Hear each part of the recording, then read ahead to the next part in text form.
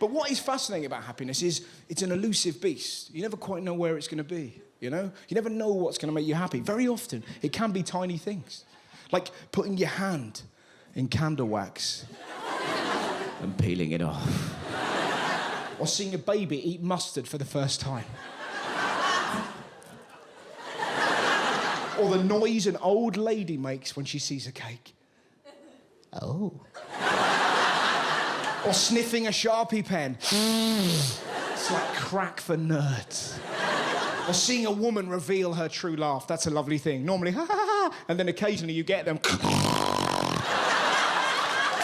the hell? Or seeing a man open an automatic door by pretending he's a Jedi.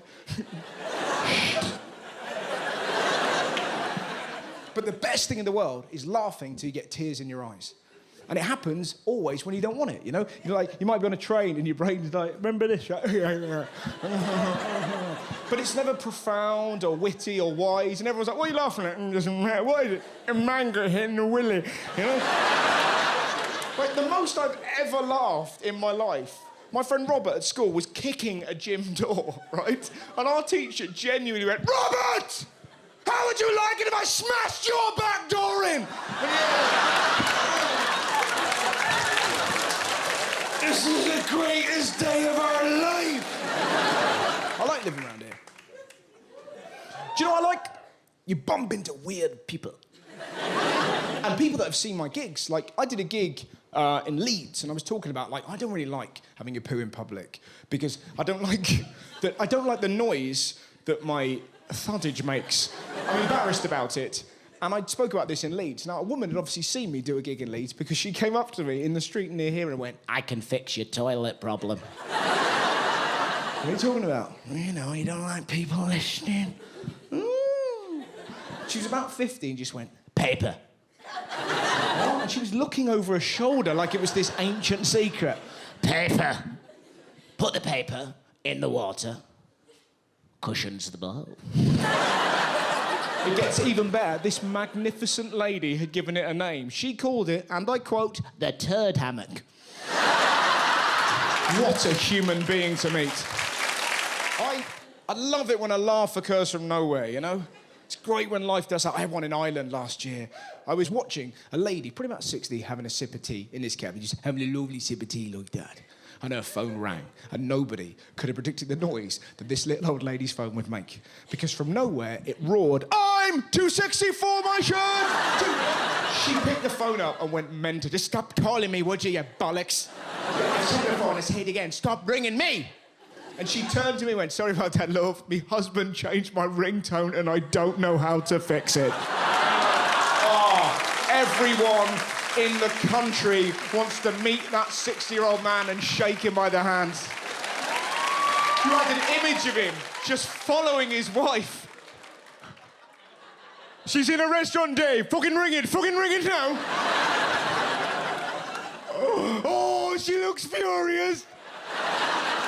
This is better than the time we put cocaine in the sugar bowl.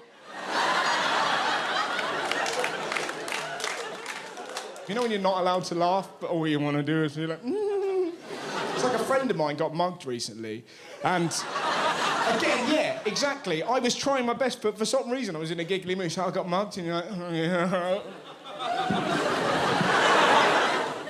So, yeah, what happened? And listen to this for a story. I was trying not to laugh. She's like, this arsehole grabbed my bag, but he didn't get my phone. So what she thought she'd do, she thought she'd throw the phone at him, knock him out, and go over there and pick her bag up. That didn't happen. What she did, she threw the phone, and the man simply caught it. You've forgotten something! Cheers. Now, what cheers you up? It's quite profound. I think the thing that cheers me up the most in life... Do you know what it is, honestly? My neighbour 2 doors down, Roger, he's fucking great.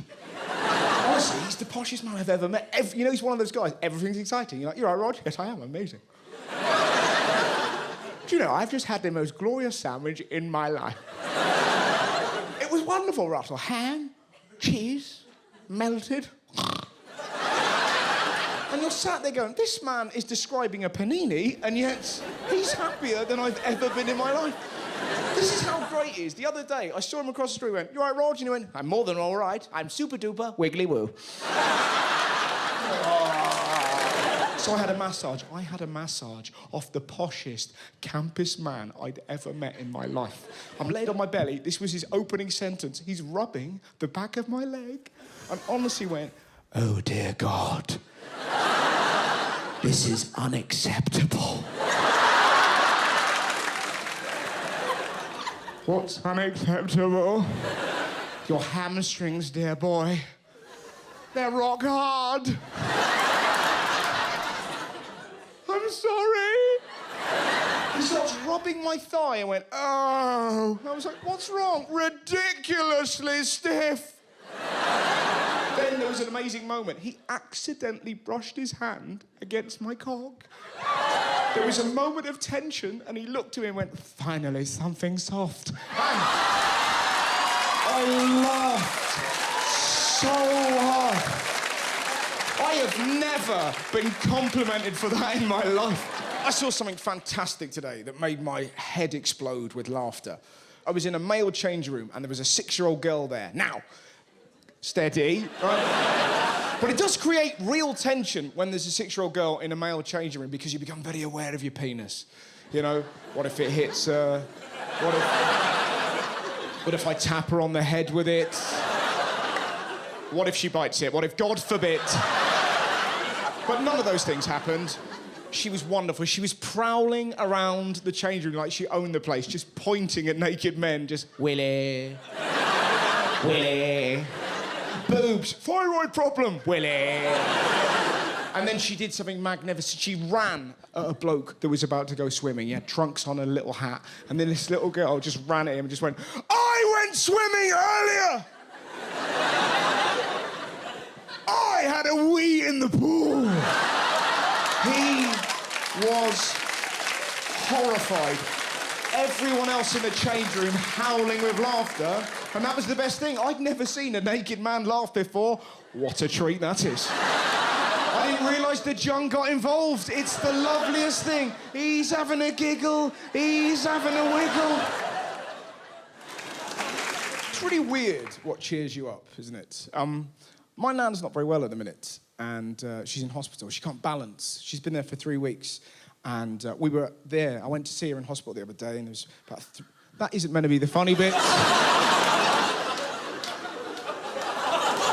Trying to tell a tender story about my nan, and you were laughing at the idea that she can't balance. It was lovely. Unless that's my nan at the back. Oh, he's going to tell that story. Oh, it was very funny. I'm looking forward to this bit. So, she's not very well. And she was in a hospital bed, and I went to see her. Everyone I loved was there. My uncle was there, my auntie was there, my mum was there, my Auntie Gary was there. I should explain why she's called Auntie Gary. That's my mum's nickname for her. Auntie Gary has had so much Botox that she looks like Gary Glitter, right? She looks permanently confused, like somebody's gone up to her and go, "You know we've got rid of July."